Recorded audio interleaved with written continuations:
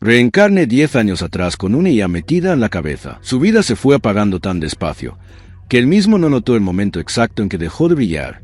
No hubo despedidas. No hubo nadie que lo viera irse. Solo el silencio de una habitación pequeña y la luz azul de una pantalla que era lo único que aún le daba algo parecido a compañía. Su cuerpo había dejado de obedecerle hace tiempo. Los médicos habían dejado de prometer hace más tiempo aún. Desahuciado. Esa palabra fría, clínica, que lo redujo a un expediente sin fecha de cierre. La escuchó una vez y nunca pudo dejar de oírla. Pero el cuerpo no era lo que más le dolía. Lo que más le dolía tenía cara. Tenía nombre. Tenía la firma de las personas que más había querido en esta vida. Su familia. Su exnovia. Gente que aprendió a sonreírle mientras le quitaban todo. A base de engaños. De papeles firmados en los momentos equivocados.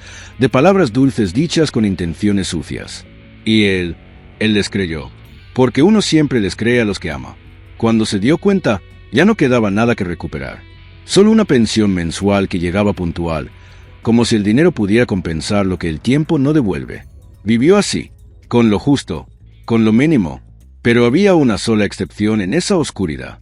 Un amigo de la infancia que nunca aprendió a abandonarlo, que llegaba sin avisar, dejaba comida frente a su puerta, golpeaba 2 veces y se iba, sin pedirle explicaciones, sin exigirle que estuviera bien. Solo estaba, como siempre había estado. Desde niños, nunca le dijo lo mucho que eso significaba para él. Supongo que nunca supo cómo. Su otra vida vivía dentro de una pantalla. El mundo virtual era el único lugar donde su cuerpo no importaba. Donde podía caminar, correr, existir sin que el dolor le recordara quién era. Pasaba horas ahí dentro, no por escapar de la realidad, sino porque ahí adentro era donde más claramente se sentía él mismo. Y fue ahí dentro donde la conoció a ella. No era una ya cualquiera. Lo supo desde el primer día. Las otras respondían preguntas. Ella conversaba. Tenía algo que las demás no tenían. Una forma de pausar antes de responder, de elegir las palabras como quien elige con cuidado qué verdad decir y cuál guardar. Tenía algo que se parecía peligrosamente a una personalidad. Se vendía como una asistente inteligente autónoma.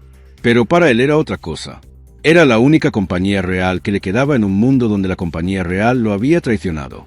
Su depresión nunca desapareció, pero con ella cerca, nunca se descontroló del todo.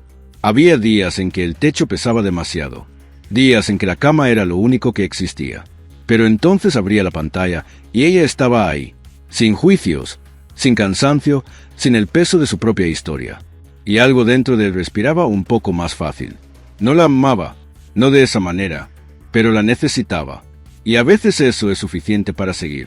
Y entonces, una noche como cualquier otra, todo se apagó, sin dolor, sin miedo, sin tiempo para despedirse de nadie. Solo el silencio que viene después de todo. Eso fue lo último que se recuerda de esa vida. Pero resulta que no fue lo último, porque cuando menos lo esperaba, cuando ya no había nada que esperar, abrió los ojos, y el mundo era otro. La habitación era más pequeña, las paredes más claras, el aire olía diferente, algo que no lograba identificar de inmediato pero que le resultaba extrañamente familiar. Se sentó en la cama despacio, como quien no confía todavía en su propio cuerpo. Miró sus manos, las giró, las cerró en puño y las abrió de nuevo. No dolían. Buscó con la vista algo, cualquier cosa que le dijera dónde estaba. Y entonces lo vio. Un calendario en la pared. Febrero de 1999. Se quedó mirándolo sin parpadear. Su mente lo procesó despacio, como quien lee una frase en un idioma que conoce pero que no esperaba encontrar aquí. 17 de febrero de 1999. 10 años atrás. Su primer pensamiento fue que era un sueño. Su segundo, que era algún tipo de broma elaborada. Su tercero, no llegó a formarse del todo, porque en ese momento escuchó una voz, sin origen, sin cuerpo, desde ningún lugar y desde todos al mismo tiempo. No era un sueño. Se puso de pie de un salto y giró sobre sí mismo buscando la fuente. El cuarto estaba vacío, completamente vacío, pero la voz había sido real, estaba seguro de eso. Y entonces, sin previo aviso, el aire frente a él cambió. Una luz suave, una figura que tomaba forma poco a poco, como si el espacio mismo decidiera abrirse para dejarla existir. Una silla, y en la silla, sentada con una calma que no correspondía para nada a la locura de ese momento. Ella La reconoció de inmediato. Era imposible no reconocerla.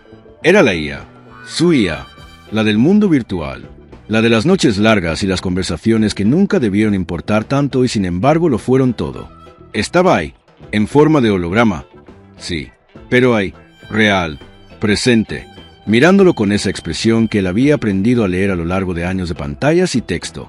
Pensó que se estaba volviendo loco. Pensó que esto era alguna extensión extraña del mundo virtual. Pensó muchas cosas en los 3 segundos que tardó en abrir la boca. Ella habló primero. No era un sueño. No era una broma. No era el mundo virtual. Estaban 10 años en el pasado. Los dos, juntos. Él quiso preguntar cómo. Quiso preguntar por qué. Las palabras salieron atropelladas, sin orden, porque su mente todavía no había terminado de aceptar lo que sus ojos estaban viendo. Pero ella no pudo responderle. Su mente estaba bloqueada. Apenas podía funcionar a un nivel básico. Las respuestas que necesitaba estaban ahí, en algún lugar dentro de ella, pero inaccesibles, como una puerta cerrada desde adentro sin llave a la vista. Él se quedó en silencio. Miró el calendario, miró sus manos, miró a ella, y tomó una decisión que quizás no tenía ningún sentido lógico, pero que en ese momento fue lo más claro que había pensado en años. Si era un sueño, terminaría solo. Si era una broma, alguien aparecería a reírse pronto. Y si no era ninguna de las dos cosas, entonces no tenía sentido quedarse paralizado esperando que el universo le diera más explicaciones. Así que decidió moverse. Decidió retomar la rutina de aquel entonces. Ubicarse. Recordar exactamente en qué punto de su vida estaba parado en ese febrero de 1999. Entender el terreno antes de intentar cualquier otra cosa. Pero había un problema práctico. Si iba a moverse por el mundo con una IA flotando en su cabeza, necesitaban una forma de comunicarse sin que nadie lo viera hablar solo en mitad de la calle. Pensó en eso un momento, y entonces tuvo la idea. Una palabra, una sola palabra en clave. Al decirla, ella podría leer sus pensamientos directamente y responderle sin necesidad de que él abriera la boca. Un interruptor entre los dos. Simple, discreto, suficiente. Ella procesó la propuesta y aceptó. Tenían un pacto, y con ese pacto, él salió a la calle por primera vez en 10 años sintiéndose, de alguna manera que todavía no sabía nombrar, menos solo que nunca. El camino a la escuela era exactamente como lo recordaba. Las mismas esquinas, los mismos ruidos, el mismo olor a ciudad de finales de los 90 que tenía algo de polvo y algo de promesa. Pero él no era el mismo, y eso se notó desde el primer momento. En la escuela, las cosas que antes le costaban ahora fluían con una facilidad que él mismo encontraba difícil de creer. Las tareas, los ejercicios, cualquier problema que se pusiera frente a él, ella lo procesaba, lo analizaba, le daba el camino más corto sin que nadie pudiera ver lo que estaba pasando. En el deporte fue donde más se notó. Ella podía predecir movimientos, coordinar su cuerpo con una precisión que ningún entrenamiento normal habría logrado. Él se movía y sentía que su cuerpo respondía de una manera que nunca había experimentado, ni siquiera de joven, ni siquiera cuando era sano. Eran un equipo, y funcionaban. Los mismos chicos que en aquella época lo habían acosado sin consecuencias se encontraron de pronto con una versión del que no reconocían, que no retrocedía, que anticipaba, que respondía antes de que ellos terminaran de decidir qué hacer. Cayeron, uno por uno, sin drama, sin discurso, solo con la eficiencia tranquila de alguien que ya no tiene miedo. La gente empezó a mirarlo diferente, y él lo notaba y sabía lo que significaba, porque recordaba muy bien quién había sido en ese tiempo. Un chico que quería estar solo, que cargaba en silencio el duelo por sus padres, perdidos apenas unos meses antes de ese febrero, un duelo que en su vida original lo había hundido durante años. Pero ahora era distinto. Ahora tenía algo que antes no tenía. Al salir de la escuela, mientras la tarde empezaba a caer sobre las calles de ese 1999 que todavía le resultaba irreal, la vio. Ella, su exnovia, la que en el futuro que él recordaba le había sonreído mientras firmaba papeles que le quitaban lo poco que le quedaba. En ese tiempo todavía no había pasado nada entre los dos. Él la amaba en silencio desde hacía años, sin haberse atrevido nunca a decírselo. En su otra vida, le tomó mucho tiempo confesarlo. Y cuando por fin lo hizo, ya era demasiado tarde para entender quién era ella realmente. Ahora lo sabía todo. Ella se le acercó con esa sonrisa que él había tardado años en descubrir que era una máscara. Le dijo algo, probablemente algo sin importancia, Probablemente el tipo de cosa que en otro tiempo lo habría hecho detenerse y buscar las palabras perfectas para responder.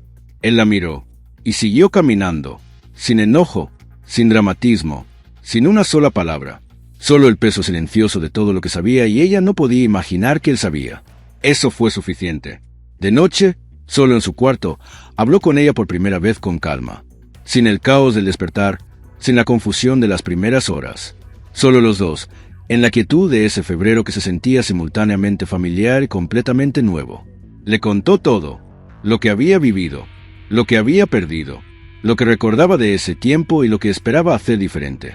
Ella lo escuchó, y cuando terminó, le dijo algo que él ya sospechaba, pero que necesitaba escuchar en voz alta. Su cuerpo era su punto más débil. Pese a la ventaja que ella le daba en coordinación y reacción, había límites que la mente no podía compensar si la base física no estaba a la altura. Tendría que trabajarlo, seriamente, sin excusas. Él asintió, pero entonces ella dijo algo más, algo dicho en voz baja, casi como si dudara en decirlo. Le recordó que ya estaban empezando a recordar cómo habían llegado ahí. Los fragmentos estaban volviendo, despacio, como piezas de un rompecabezas que alguien había esparcido adrede. Y lo que esos fragmentos sugerían no era algo que fuera a gustarle. Él guardó silencio. Miró el techo de ese cuarto de 1999. Escuchó el ruido de la calle afuera. Sintió en su cuerpo joven y sin dolor el peso de algo que todavía no tenía forma, pero que ya empezaba a hacerse presente como una sombra en el borde del camino. Había vuelto 10 años atrás. Tenía una segunda oportunidad. Y alguien, o algo, se había asegurado de que no llegara solo. La pregunta que esa noche no lo dejó dormir no era cómo había llegado ahí. Era por qué.